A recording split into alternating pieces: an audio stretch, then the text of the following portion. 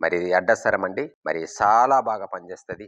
ఈ దినాల్లో 2 ఆకులు గ్లాసు నీళ్ళలేసి మరిగించి మనం తాగినట్లయితే మన స్వరం నుంచి మరి అడ్డంగా ఉన్నటువంటి వాటిని తొలగిస్తుంది. అందుకే దీనికి అడ్డసరం అనే పేరు వచ్చింది. మరి దీన్ని మనం ఇంటి దగ్గర మనకు దొరికినట్లయితే వాడుకోవచ్చు. చాలా బాగా పనిచేస్తుంది. ఇది తెల్ల మాబీర. మరి ఇది కూడా మనం వాడుకోవచ్చు. సపరేట్గా కూడా వాడుకోవచ్చు. వైరస్ నుండి మనల్ని ఇది కాపాడుతుంది.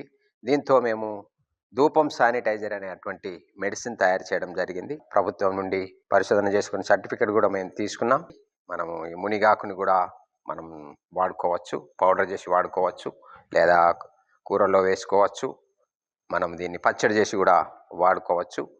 మరి ఇది చాలా ఇమ్యూనిటీ పవర్ పెంచుతుంది మనకు. నేలవేమండి ఇది. మరి ఇది చాలా బాగా పనిచేస్తుంది.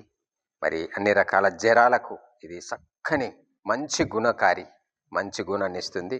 మరి జ్వరాల నుంచి విడుదల ఇస్తుంది. అట్లాగే డయాబెటీస్ నుండి కూడా మనకి ఇది కాపాడుతుంది. మరి ఇంకా పాము కాటు నుండి కాపాడుతుంది. మరి ఇంకా మనకు వైరస్ జ్వరాలన్నింటి నుండి ఇది కాపాడుతుంది. కొన్ని మిరియాలు వేసి మనం కషాయం చేసి తాగవచ్చు. ఇది నేలవేమండి. తిప్పతీగ. దీన్ని ఆకులు మనం తిన్నట్లయితే డయాబెటీస్ వాళ్ళకి ఇది చాలా బాగా పనిచేస్తుంది. మీకేమైనా అవసరతలు ఉంటే మమ్మల్ని సంప్రదించవలసిందిగా మనవి చేస్తూ ముగిస్తాం.